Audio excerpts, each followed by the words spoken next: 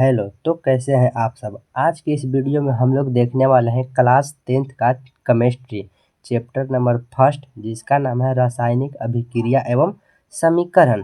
तो इसको बिल्कुल आसान भाषा में एकदम बेसिक से एडवांस लेवल तक देखेंगे। तो चलिए देखते हैं कि क्या क्या इसमें हम लोग को पढ़ना है। तो सबसे पहले है कि रासायनिक अभिक्रिया एवं समीकरण। तो इसको इंग्लिश में हम लोग बोलते हैं, इंग्लिश में केमिकल रिएक्शन एंड इक्वेशन।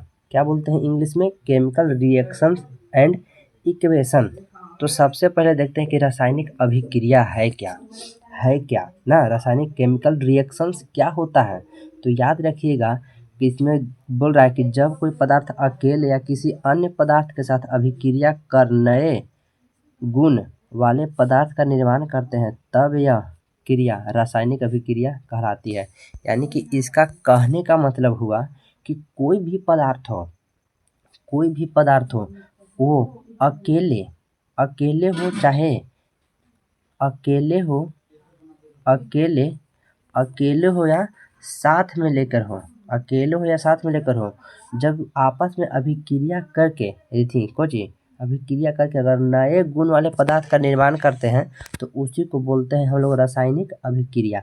जैसे में क्या होता है कि जैसे कि H2 है और O2 है, तो दोनों मिलकर कौन सी बनाया? H2O। तो H2 जो है ये तो गैस है, H2 क्या है? गैस है। O2 भी गैस है, लेकिन जब दोनों को आपस में अभिक्रिया कराएं, रिएक्शन कराएं, तो क्या बना? H2O, जो एक जल है यानी कि द्रव है। तो इसका गुण और इसका गुण एकदम भिन्न है। क्या हुआ? एकदम अलग है ना। तो देखिए है, तो यहाँ पे भी दिया है कि H2 और O2 बना क्या? H2O। क्या बना? H2O ना। तो याद रखिए कि तीर चिन्ह के बाएं तरफ को बोलते हैं बायां पक्ष।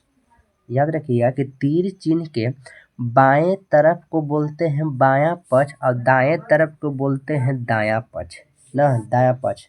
क्या बोलते हैं? तीर चिन्ह के बाएं तरफ को बोलते हैं बायां पक्ष और तीर चिन्ह के दाएं तरफ को बोलते हैं दायां पक्ष ना। यहाँ तक कोई दिक्कत नहीं है। चलिए आगे देखते हैं कि तीर चिन्ह के जो बाएं तरफ होता है, जो अभिक्रिया में भाग लेता है उसको बोलते हैं अभिकारक। तो अभिक्रिया में भाग कौन ले रहा है? H2 और O2 अभिक्रिया में क्या ले रहा है? भाग ले रहा है। तो इसको कौन सी बोलेंगे? अभिकारक। और अभिक्रिया के फलस्वरूप जो प्रतिफल बनता है, जो पदार्थ बनता है, उसको बोलते हैं प्रोडक्ट, प्रतिफल या उत्पाद या प्रोडक्ट। यानी कि कौन सी बना है? H2O। तो H2O क्या हो जाएगा? प्रतिफल और उत्पाद हो जाएगा, एक ही बोलते हैं ना। चलिए आगे कह रहा है कि अभिकारक किसे कहते हैं, प्रतिफल किसे कहते हैं, प्रोडक्ट क्या है, रिएक्टेंट क्या है ना। तो पहले देखते हैं पहला कि अभिकारक को इंग्लिश में बोलते हैं रिएक्टेंट। क्या बोलते हैं? रिएक्टेंट। जो अभिक्रिया में भाग लेता है, अभिक्रिया में भाग लेगा उसी को कहेंगे अभिकारक। देखिए यहाँ पे दिया हुआ है परिभाषा में कि रासायनिक अभिक्रिया में भाग लेने वाले पदार्थ को अभिकारक कहते हैं। क्या कहते हैं? अभिकारक। यानी कि जैसे में हम देखे थे H2 + O2 बना H2O, तो H2 और O2 जो है इसी को बोलते हैं हम लोग अभिकारक। क्या बोलते हैं इसको? अभिकारक या रिएक्टेंट बोलते हैं ना। हाँ चलिए आगे बोल रहा है, तो आगे है प्रतिफल यानी कि प्रोडक्ट, जो बनता है। यानी कि इसको हम बोल सकते हैं कि अभिक्रिया के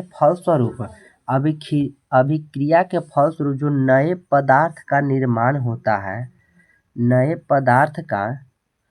नए पदार्थ का निर्माण होता है उसी को बोलते हैं प्रतिफल ना।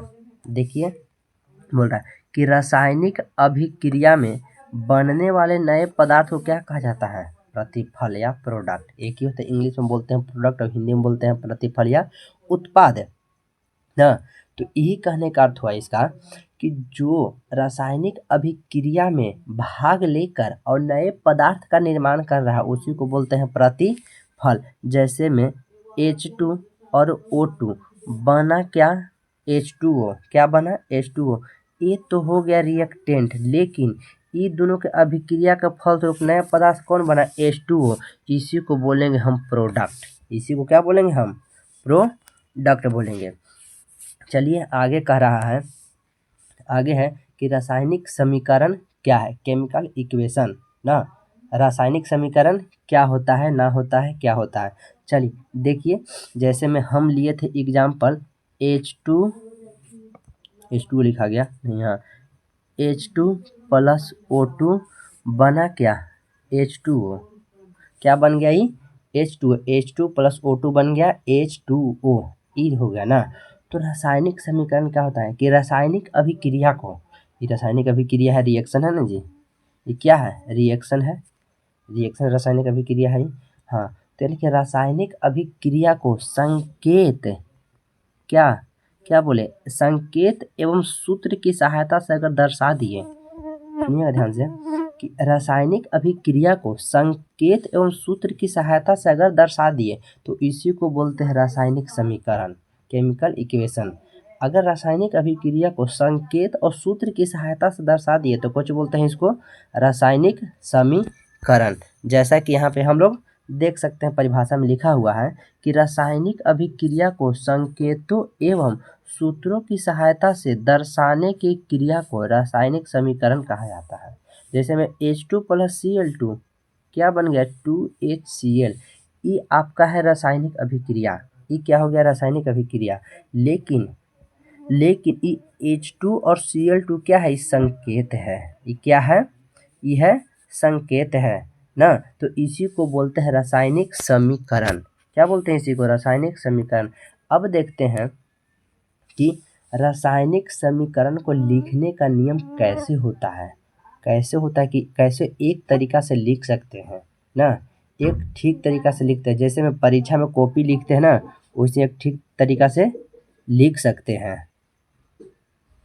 हाँ, तो लिखने का नियम क्या होता है देखते हैं। तो पहला कह रहा है कि रासायनिक अभिक्रिया के बाईं तरफ समीकरण लिखा जाता है। रासायनिक अभिक्रिया को समीकरण के बाईं तरफ लिखा जाता है ना, यानी कि अभिकारक जो होता है, अभिकारक यहाँ है, क्या है, अभिकारक यानी कि रिएक्टेंट को, जैसे में H2 प्लस O2 H2O ना, तो बोल रहा है कि अभिकारक को रासायनिक अभिक्रिया यानी कि तीर चिन्ह के कहाँ रखते हैं, बाएं तरफ रखते हैं। कहाँ रखते हैं, बाएं तरफ तीर चिन्ह को रखते हैं ना। हाँ, चलिए अगला कह रहा है कि अभिकारक के संकेत एवं सूत्र में लिखना होता है। अभी जस्ट ऊपर बताएं कि अगर रासायनिक समीकरण को परिभाषित करना है तो क्या बोलता है कि रासायनिक अभिक्रिया को संकेत एवं सूत्र की सहायता से लिखना है। क्या, संकेत एवं सूत्र की सहायता से ही लिखना है, तब वो क्या होगा, रासायनिक अभिक्रिया, रासायनिक समीकरण कहलाएगा ना। अगला कह रहा है कि अभिकारक के सूत्रों के बीच प्लस चिन्ह का होता है। जैसे में H2 प्लस O2 बना क्या, H2O, तो क्या चीज़ का प्लस का चिन्ह यूज हुआ, अभिकारक के बीच कुछ होता है प्लस का चिन्ह, और प्रतिफल के बीच प्लस का चिन्ह उपयोग होता है। जब आगे बोल रहा है कि प्रतिफल को संकेत एवं सूत्रों में लिखा जाता है। कैसे लिखा जाता है, एग्जाम्पल में देखो, H2 प्लस O2 बना क्या, H2O, तो संकेतों में लिखे, सूत्र की सहायता से लिखे तो उसे कोई सूत्रों में लिखा जाता है ना। हाँ, आगे कह रहा कि प्रतिफल के बीच भी प्लस चिन्ह का उपयोग होता है। प्रतिफल के बीच भी क्या चीज़ का उपयोग होता है, प्लस यानी कि धनात्मक का उपयोग होता है ना। चलिए अगला बोल रहा है कि संतुलित एवं असंतुलित रासायनिक समीकरण क्या होता है, जिसको इंग्लिश में बोलते हैं हम लोग balanced and unbalance chemical reaction. Balance and unbalance chemical reaction ना, यानी कि संतुलित रासायनिक समीकरण, बैलेंस समीकरण, बैलेंस केमिकल रिएक्शन ना। बैलेंस केमिकल रिएक्शन क्या होता है, इससे क्या होता है, इसमें एग्जाम्पल्स लेके चलते हैं कि H2 प्लस O2 लिए हम H2O ना, H2O जैसे में देखते हैं कि तीर चिन्ह के बाएं तरफ हाइड्रोजन के गो है 2 गो, ऑक्सीजन के गो है 2 गो, इधर हाइड्रोजन के गो है 2 गो, ऑक्सीजन के गो है 1 गो। तो काय दोनों तरफ बराबर है, हाइड्रोजन 2 है, ऑक्सीजन 2 1 है, नहीं है, नहीं। तो अब देखते हैं कि हाइड्रोजन तो बराबर है, लेकिन ऑक्सीजन को बराबर करने के लिए यहाँ पे 2 लगाए तो कै गो हो गया, यहाँ पे 2 हो गया ऑक्सीजन, लेकिन 2 दूना के 4 गो हो गया क्या, हाइड्रोजन। अब यहाँ पे 2 लगाएंगे तो ये भी हो गया 4 गो, अब बराबर हो गया ना, अब हो गया क्या हो गया, बराबर हो गया। यानी कि कहने का अर्थ क्या हुआ कि अगर हमको संतुलित करना है तो अभिकारक, अगर हमको संतुलित करना है तो अभिकारक और प्रतिफल को बराबर करना होगा। अभिकारक और प्रतिफल को क्या करना होगा, बराबर करना होगा। न किसी भी समीकरण में अभिकारक और प्रतिफल को अगर बराबर कर दे तो कौन कहलाएगा, संतुलित रासायनिक समीकरण। क्या कहेगा वो, संतुलित रासायनिक समीकरण। जैसे में देखिए वह परिभाषा देखते हैं, कह रहा है कि वह समीकरण जिसमें अभिकारक एवं प्रतिफल के अणु बराबर होते हैं तो संतुलित रासायनिक समीकरण कहलाता है। जैसे में एग्जाम्पल में देख लेते हैं, क्या बोलता है कि H2 और Cl2 कौची हो गया 2HCl। जैसे में H2 कै गो यहाँ 2 गो, H कै गो 2 गो, यहाँ भी कै गो H 2 गो, Cl2 कै गो 2 गो, यहाँ भी कै गो 2 गो, तो दोनों तरफ अभिकारक और प्रतिफल बराबर है। तो हाँ, तो इसी को बोलेंगे हम लोग संतुलित रासायनिक समीकरण बोलेंगे।